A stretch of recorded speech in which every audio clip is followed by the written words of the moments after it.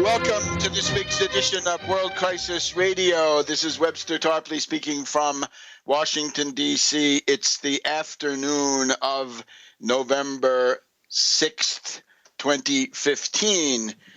Apologies for missing a program last week. I was in a place in rural Hessen that just didn't have a internet signal strong enough to do Skype, and other methods proved prohibitive. So welcome back. Here we are this week. Everything hunky-dory all around, we hope. So we're coming out of two conferences here, two very important ones. The Rome Conference of October 26th, that's an international conference with 9 or 10 countries about taking down the central apparatus of NATO, breaking up the NATO alliance, right, going to a neutral Europe. And of course, this corresponds to the disgust and horror felt in Europe about the activities of the neocons, the CIA, the humanitarian bombers, and so forth. And then the other very interesting conference, this one larger, but rather more sort of focusing on Germany. This was in Friedberg, north of Frankfurt am Main, and that was on the 31st of October and November 1st. So I urge you, take a look at those conferences, my speeches, one of them in Italian and English, and the other one, I fear, only in German. Those are available. Now, there would be much to say about this European situation, but let's get to the part of it that we think we can impact.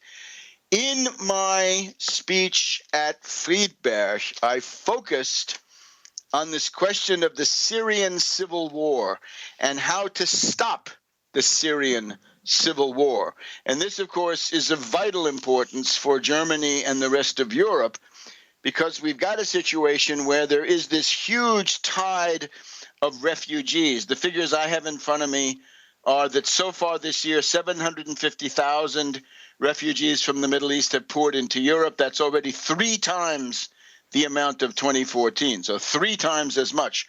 And a large contingent, 200,000, came in October. Any idea that the flow of refugees was going to slow down because of the winter months and because of the increasingly rough seas in the Mediterranean, that turns out just not to be true. And there may be 500,000 or 1 million refugees on the roads and on the waterways at this time. So the problem is, it is in no way, a denigration or a rejection of these refugees to say that this level of influx of refugees simply overwhelms the rather rudimentary structures that have been made available, and that it's too much. It's overwhelming the capacity of these countries, and it's causing a lot of problems. Now, there's a whole dimension of problems that has to do with racists and xenophobes. These we don't even need to talk about. This we condemn.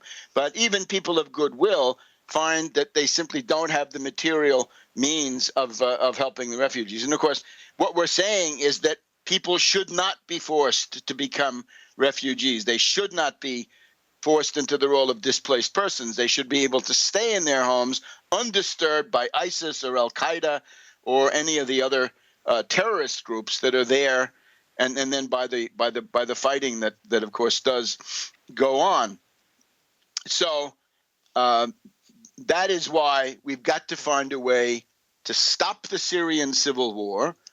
The principal way we can do this is by destroying, in effect, ISIS, Al-Qaeda, Nusra, and the other groups, and therefore pacifying this area, allowing a lot of these refugees to stay where they are or return, right? If they're on the way, they can turn around, and if they're already in some destination, a lot of them have expressed the idea that they would like to return home. We've also got this problem going on, right? The governments, right, inside the European Union, governments clash with governments, right? Hungary clashing with its neighbors. In Germany, we have Seehofer, a desperate demagogue, right? The leader of the CSU, Christian Social Union of Bavaria, the old Franz Josef Strauss party. So Seehofer is the current guy. He's actually contending to become the head of the party or be reelected because he is head of the party. He's the prime minister of the federal state of Bavaria. He's got an election coming up, so he's obviously burnishing his demagogic, xenophobic credentials by giving Merkel a hard time. Merkel has committed very serious mistakes on her own. The idea of encouraging people to come to Germany, I think, is not wise. And then we have this other guy, Gabriel, the deputy chancellor of the Social Democrats. That's the Berlin Grand Coalition. So they're all fighting, right? This government could break up. And naturally, it's not like we're so concerned about Merkel, but the problem is the menace of ungovernability, of Weimarization, is very much there. So looking at all this, right, we've got to go beyond complaining. We've got to go beyond griping and whining, and we've got to say what should be done. And I was able in the event there in Friedberg, since I had some slides, I called attention to this critical border area, right? The area along the Turkish-Syrian border where a relatively modest pressure, right, on sort of on a world scale, right, a relatively limited effort would be effective in cutting off the ISIS supply lines. And I've got other things on the website talking about it. So let's try to give a brief summary. We're talking about the Turkish-Syrian border, and in particular, what you see is that the Kurds, that is to say the Kurds of the YPG Kurds, the Syrian Kurds, I guess we can say, and including their gallant women fighters, we've got them basically taking control of the Syrian territory south of that border.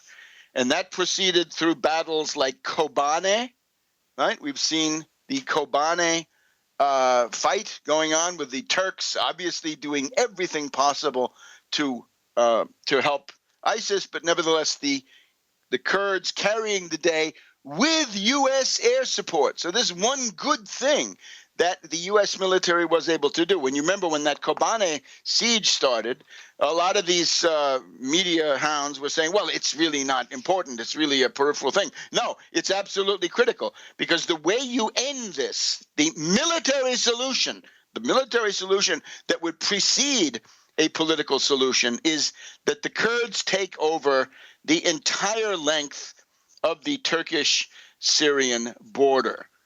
And of course, Erdogan, the madman of Turkey, and his sidekick Davutoglu have said that they will never tolerate the extension of the Kurdish control further than where it is. Now, what we're talking about is this: get your maps, get your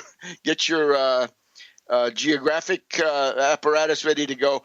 We're talking about the city of Jarablus. Now, it looks like Jarablus is on the Euphrates River.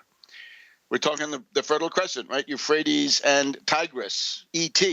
So on the west end, it's the Euphrates. And then on the western bank of the Euphrates, if the map is serving me well, you've got this town of Jarablus. Now, Jarablus right now is occupied by ISIS. There was an attempt about 10 days ago by the YPG Kurds to cross the Euphrates and take over Jarablus. And this was beaten back, partly with the help of the Turks. Turkish artillery intervened to shell the Kurds. We'll continue the story in just a minute on World Crisis Radio. Here, back in Washington, D.C., after 2 weeks in Western Europe, in Rome, in the Frankfurt area, actually in Leipzig, all the way over to the Leibniz city of Leipzig, and some time spent at Istanbul airport. I understand that the flights have now been interrupted in the nighttime because of the war situation in the area, right? The Russian Airbus that was somehow shot down, destroyed, bombed, or underwent some mechanical failure in the past couple of days. So the focus of the world public opinion, must be directed to this stretch of land, which goes from Jarablus on the Euphrates in the east, and then proceeds west along the Turkish-Syrian border until it reaches the area of a town called Afrin. Afrin. Think of I guess it's an aspirin substitute. Afrin or Afran, right? The transliteration of Arabic, always a problem. But from Jarablus to Afrin or Afran, that's the area that we have to look at. That is the area that has to be blocked, cut off, interdicted, made impracticable. Cut the ISIS supply lines through there, and they're also Al-Qaeda, Nusra, and related group supply lines, and you have essentially crippled ISIS. And I would say you do that within a month, ISIS can be destroyed. Now, I pointed to this on Sunday afternoon. It was the afternoon of Sunday, November 1st. And then on the following morning, I happened to get a copy of the Financial Times going through one of these airports. And gosh, here we have an article by Erica Solomon and Jeff Dyer. Syria's Kurds use Russian presence to strengthen their hand. But in particular, we get this American think tanker, I think his name is Aaron Stein, and he says, the fear now, well, it's not the fear, it's the hope now that talks with Russia have encouraged the Kurds to push west towards the largely Kurdish border town of Jarablus, which is in the hands of ISIS. Turkey considers Jarablus a red line. If it is captured, the Kurds could link nearly all pockets of Kurdish territory and could take stronger military action. It could fracture the coalition, says this think tanker. Kurdish commanders say they have no plans to push on Jarablus, although many political leaders, I guess I'm one of them, many political leaders say it is critical to cutting the ISIS supply routes. And you have a nice little map here of the entire situation, courtesy of the Institute for the Study of War, that is to say, the Kagan clan. And now there's more. Today on the Diane Rehm Show, National Public Radio, the International Hour from 11 to noon Eastern, Nadia Bilbaisi, correspondent, I guess she's the bureau chief for Al Arabiya, the Saudis here in Washington, D.C. And old Nadia says, look, there is this small strip of land, and this whole stretch of land could be occupied, and it could essentially have very big strategic results, right? Impact. So she's talking about the Jarablus to Efrin or Afrin area, and she's pointing in a very vague and somewhat chaotic way to the fact that this is here. And we've got other articles coming forward now on the question of closing this door, closing the last stretch, the Jarablus, Afrin or Efrin corridor. According to one of these think tankers, Turkey has made one thing very clear. It will not tolerate a YPG Kurdish presence west of the Euphrates and will not, therefore, accept a Kurdish-led offensive on the ISIS-held city of Jarablus or any YPG-led effort to unite its territory with the Kurdish-controlled enclave in Efrin in northwestern Syria. So the point is, there is this glob of territory close to the Mediterranean, which is controlled by the Kurds already, and then you've got that long strip that reaches over practically to Jarablus, and it's that 100-kilometer stretch in the middle, which is the cynosure of world attention. So what should happen? Well, it's obvious that the United States, of all people, have developed a kind of cooperation with the Kurds